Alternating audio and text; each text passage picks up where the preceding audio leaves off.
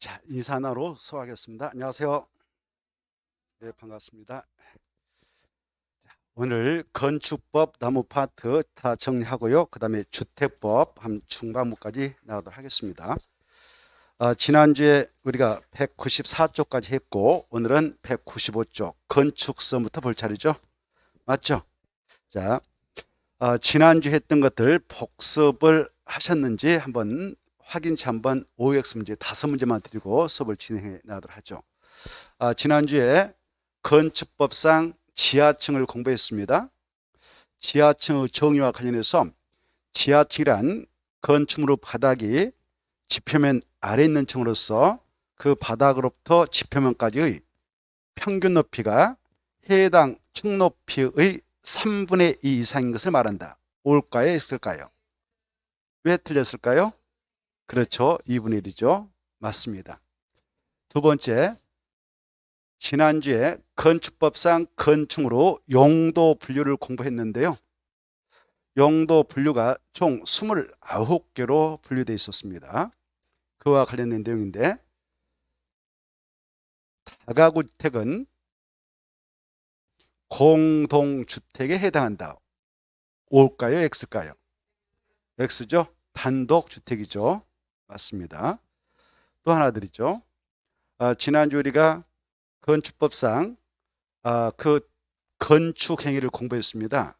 건축 행위는 신축, 증축, 개축, 재축, 이전하는 행위를 말한다 그랬는데, 이 중 대수선과 관련해서도 또 연계해서 공부를 해라고 했죠. 이 대수선이 되기 위해서는 8가지 행위에 해당해야 되는데, 8가지 행위이지만 그것이 만약 증축에 해당한다면 그것은 증축일까요? 대수선일까요? 증축에 포함되어서 증축이 된다고 그랬죠. 또 대수선 행위를 했지만 개축 행위까지 이어졌다면 그것은 대수선 했다고 합니까? 개축했다고 합니까? 개축. 또한 재축도 똑같다고 그랬죠. 자, 이 세 가지를 꼭 생각해 두셔야 합니다. 대수선에 해당하기 위해서는 증축, 개축, 재축에 해당하지 않는 8가지를 말한다. 이렇게 정리를 했고요. 그 다음에 이제 이것은 OX인데요. 이전이란 건축물의 주요 구조부를 해체하고 같은 대지 안에서 위치를 옮기는 행위를 말한다. O일까요? X일까요? X죠. 왜 틀렸을까요? 해체하고가 아니라 해체하지 아니하고 그래야 되죠. 이 파트가 중요하다 했습니다.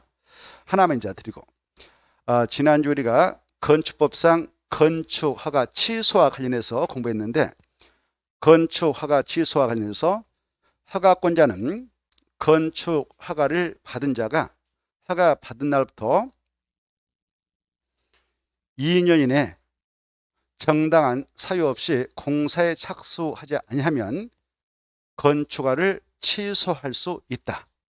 O일까요? X일까요? 둘 중에 하나인데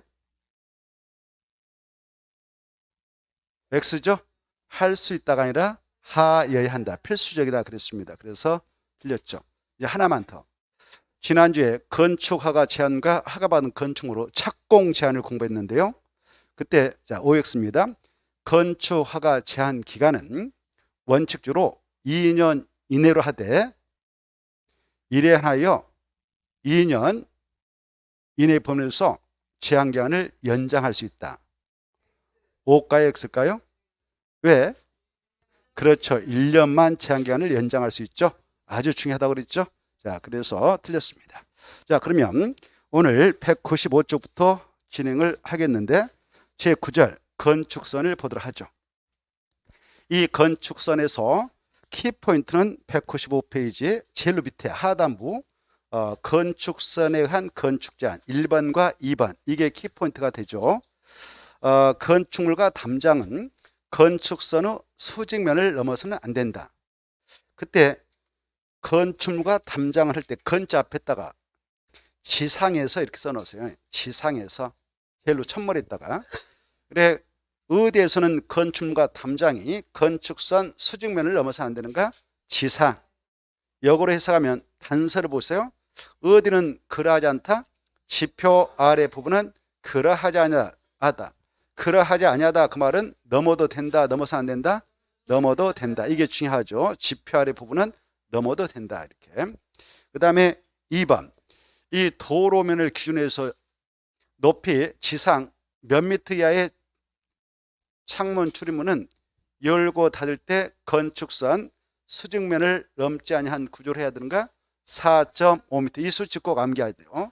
4.5도 알아야 되지만 무엇을 기준으로 해서 4.5m인가? 도로면이지 지표면, 대지면 그러면 틀립니다. 그래, 이 건축선이라고 하는 것은 항상 무엇과 연계해서만 적용하는가? 도로하고 연계해서만 적용되니까 꼭 도로가 나와야 된다. 도로면을 기준으로 해서 지상 4.5m 이하의 그런 창문, 출입문 같은 구조물은 건축선의 수직면을 넘지 아니한 구조로 만들도록 규제합니다. 그래서 도로교통의 원활함을 도모하도록 하고 있죠. 그 다음에 그 상단에 보면 건축선은 지상에서만 적용되고 제일 위에 지하의 건축물 및 담장 부분에 대해서는 적용하지 않는다. 이게 포인트라고 그랬죠.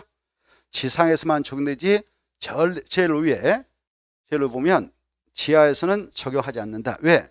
차량 통행을 감안해서 건축선 제도가 있으니까 바로 차량 통행은 지하에는 있을 수 없죠. 땅속에서는. 그래서 지표 아래에서는 건축선을 적용하지 않지만 지상에서만 적용한다. 이걸 꼭 알아두시고, 이 건축선 뜻은 제일로 첫머리 있는데, 건축선은 도로하고 접하고 있는 대지 안에서 건축물을 도로 쪽에 건축할 수 있는 그런 한계선, 이걸 건축선을 하죠. 제일 위에.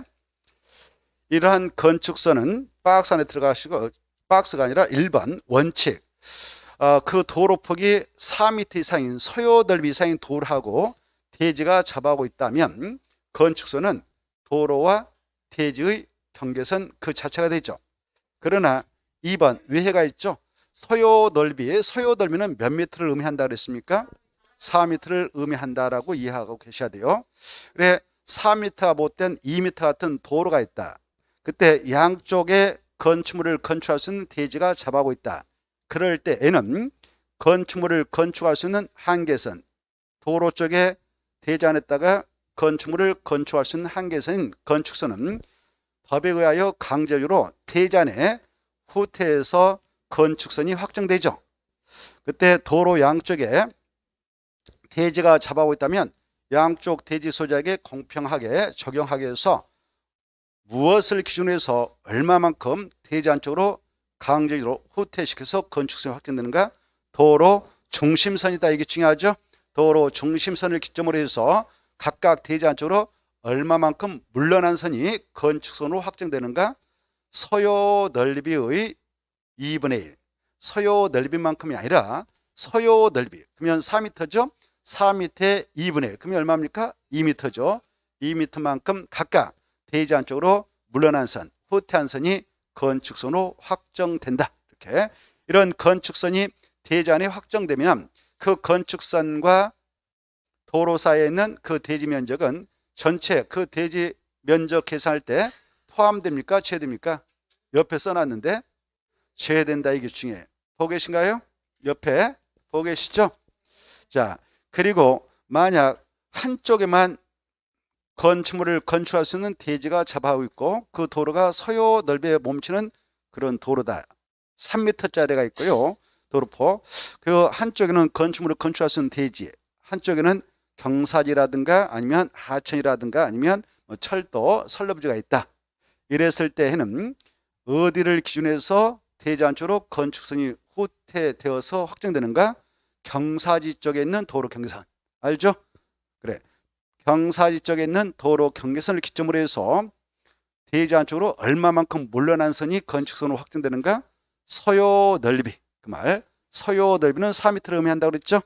만큼 물러난 선이 건축선으로 강제 확정됩니다.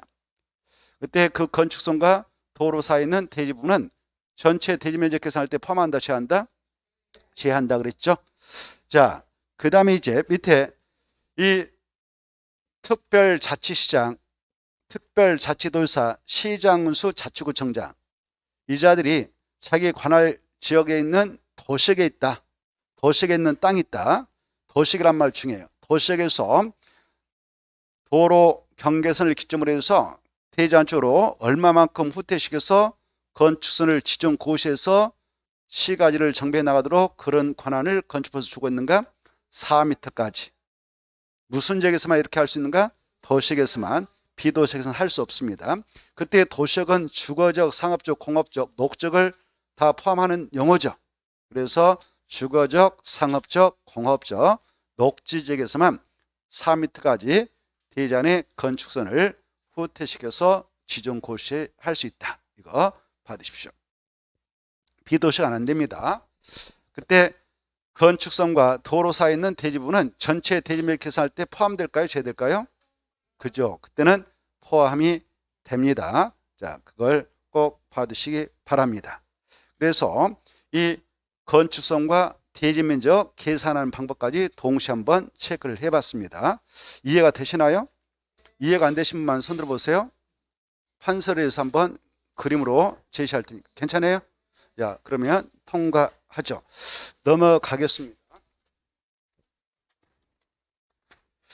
자, 196페이지 1조 등의 확보를 위한 건축물로 높이 제한. 1조는 햇볕이 비친다 이거죠. 햇볕이 그 건축물 안에 들어갈 수 있도록 옆에 있는 대지에서 건축물을 건축할 때는 높이 제한을 가겠다 이거죠. 모든 사람은 이 세상에 태어날 때부터 햇볕을 먹고 살 수 있는 권리, 이걸 1조권이라는데 이런 1조권을 천부권적 권리란으로서 부여받고 태어났습니다. 그런 권리를 보호해 나가고자 건축물을 건축할 때는 높이 제한을 가하고 있는데 그걸 1조등 확보를 한 건축물로 높이 제한, 약자로 1조권 규정이라 하죠. 1조권 규정. 그래, 이런 1조권 규정과 관련해서 바로 1번, 이런 1조권 규정은 원칙적으로 어느 용도지역에서 강력하게 적용하고자 이 규정을 두고 있는가? 우리 도시민들 주로 어느 지역에서 일상생활을 하고 있습니까? 그렇습니다. 전용 주거지하고 일반 주거지이죠. 그 지역에 우리가 살고 있는 주택이 대부분 밀집해 있습니다. 그래서 전용 주거지하고 일반 주거지, 이 용도지를 꼭 암기하셔야 돼요. 전용 주거지하고 일반 주거지에 있는 대지 가지고 건축물을 건축하게 될 때에는 1조등 확보를 한 건축물로 높이 제한을 강하게 적용받는다. 그때 그 대지 안에 들어가서 건축물을 건축할 때에는 무슨 방향의 인접적인 경계선을 기준으로 해서 1조권을 적용해 들어가는가? 그게 중요해요. 정북 방향. 정남 방향이 아니라 정북 방향의 인접대지 경계선을 기준으로 해서 바로 1조등 확보를 한 건축물로 높이 제한을 적용한다. 정남 방향 하면 틀리고 무슨 방향이다? 정북 방향이다. 이걸 꼭 알아두시기 바랍니다. 그게 포인트예요. 정북 방향이지 정남 방향으로 바꿔치면 틀린다. 그래, 정북 방향, 정북 방향의 인접대지 경계선을 기준으로 해서 그 대지 안에 건축물 높이가 9m 이하로 들어간다 그러면 몇 미터 이상 떨어뜨려야 되는가? 그렇습니다. 1.5m 이상을 띄어서 건축을 하도록 규제하고요. 만약 그 높이가 9m를 초과한다면 그 높이에 얼마 이상 띄어야 되냐? 2분의 각 부분에 따라 2분의 이상 이격시켜서 띄워서 건축을 하도록 하고 있습니다. 그래서 정북 방향 쪽에 접하고 있는 대지 소유자의 1조권을 보호해 나가도록 하고 있죠. 이걸 봐주시고요. 거기에서 포인트, 전용 주거적 일반 주거지에 나왔다. 1조등 확보량 건축물 높이 제한에 나왔다. 그러면 무슨 방이 바로 뒤에 나와야 되냐? 정북 방향이다. 이게 핵심입니다. 그런데 외회적으로 바로 순차적으로 개발해가지고 그 주택이라든가 이런 건축물이 들어갈 그런 장소에서는 외회적으로 정북 방향이 아닌 정남 방향의 인접대지 경계선을 기준으로 해서 1조등 확보를 한 건축물 높이 제한을 적용해 들어갈 수도 있죠. 특칙이 있죠. 밑에 있나요 없나요?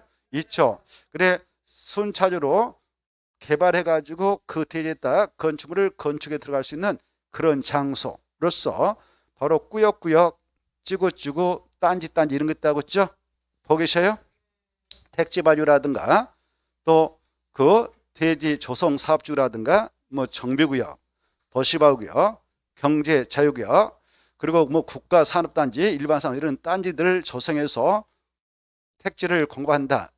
또 건축물을 건축할 수 있는 그런 대지를 공부한다. 그러면 그 지역에서는 순차적으로 건축물을 건축에 들어갈 수 있기 때문에 정남 방향이 아닌 정북 방향이 아닌 정남 방향 기준에서 일조권을 적용해 나갈 수 있습니다. 특히 중요한 것은 거기에서 정북 방향 쪽에 잡아오고 있는 대지 소유자와 합의를 했다. 일조권 문제에 대해서. 그럴 때는 정남 방향의 인접대지 경계선을 기준으로 해서 조금 전에 보았던 일조권 규정을 적용해도 된다. 외적으로. 그리고 정북 방향 쪽에 잡아오고 있는 땅이 대지가 말이죠. 바로 건축물이 들어갈 수 없는 그런 공지다. 비어있는 땅이다. 뭐 하천이 있다든가 공원이 있다든가 그럴 때는 그쪽에 일조권을 고려할 필요가 없으니까 그럴 때도 무슨 방향을 기준해서 일조권을 적용하면 되는가? 정남 방향 이 정도를 봐두시고요. 그 다음에 밑으로 내려가셔가지고 쭉 내려가다 보면 다른 거 볼 거 없고요. 그 공동택에서 가로 2번의 밑줄 친 것만 좀 봐두세요. 밑줄 친 걸 보면은 그 대지 모든 세대가 그 말 보인가요? 저 밑에 가로 2번. 그리고 주택 단지 조성해서 거기다 뭐 10동을 아파트 집어든다. 이렇게 공동택을 건축에 들어갈 때에 일조권 규정을 그걸로 다 처리해도 되는 경우가 있습니다. 모든 세대가 동지를 기준해 가지고 오전 9시부터 오후 15시 사이에 계속해서 햇빛이 몇 시간 이상 들어가도록 그 거리를 유지하게 되면 일조권을 통과시켜준가 2시간 이거 받으세요. 모든 세대가 동지를 기준으로 해서 1년 중 낮 시간이 가장 짧은 동지를 기준으로 해서 몇 시간 이상 햇빛이 들어가도록 일조랑선 햇빛이 비춘다 이 말이거든요. 그래 햇빛이 들어가도록 거리가 유지되면 일조권 통과시켜준가 2시간 계속해서 2시간은 햇빛이 들어가도록 거리를 유지했다면 일조권 통과시켜준다 이렇게 봐두시고 그 다음에 이제 밑으로 가셔서 가로 3번하고 4번만 봐두셔도 문제 나면 맞출 수가 있으니까 자, 이 용도적 중 건폐를 엄청 많이 인정해 가지고 대지안에 건축물이 콱 차도록 허용하는 용도적 있죠. 중심상업적은 건폐율이 90% 이하, 일반 상업적은 80% 이하죠. 그런 땅은 바로 건축물 건축할 때 밀집을 허용합니다. 그러하기 때문에 그런 두 가지 용도적에서는 일조등 확보한 건축물 높이 제한을 적용한다 안 한다? 안 한다. 이게 중요해요. 무슨 용도적에서 공동택을 건축할 때는 일조권 규정을 전혀 적용하지 않는가? 일반 상업적, 중심 상업적 이 두 가지 용도적을 꼭 알아주셔야 돼요. 됐죠? 자, 그 다음에 이제 조그마한 건축물을 건축할 때도 일조권 규정을 전혀 적용하지 않을 수 있어요. 28 건축물 이렇게 암기하라고 그랬죠? 28 건축물 마지막에 4번 찾았나요? 2층 이하로서 높이가 몇 미터인 건축물을 건축할 때는 일조등 확보량 건축물 높이 제한을 적용하지 않을 수 있다. 8m 이하인 그런 건축물 28 건축물을 건축할 때는 일조권 규정을 적용하지 아니할 수 있다. 이 정도만 봐두셔도 문제 나오면 해결할 수 있습니다. 특히 바로 무슨 상업지역에다가 공동택을 건축할 때는 채광등 확보량 건축물 높이 제한을 적용하지 않는가? 일반 상업적 그렇습니다. 그 두 가지 용도를 꼭 암기를 좀 하시고 그 다음에 일조권을 전혀 적용받지 않을 수도 있는 소규모 건축물도 있다. 28 건축물이다. 동시효권이다. 이렇게 그래 2층면서 뭐 10m다 그러면 안 되고요. 또 3층면서 6m 이것들은 다 일조권 규정을 적용받습니다. 그래서 이걸 숫자를 좀 28 건축물로서 동시효권이다 이렇게 좀 받으시기 바랍니다.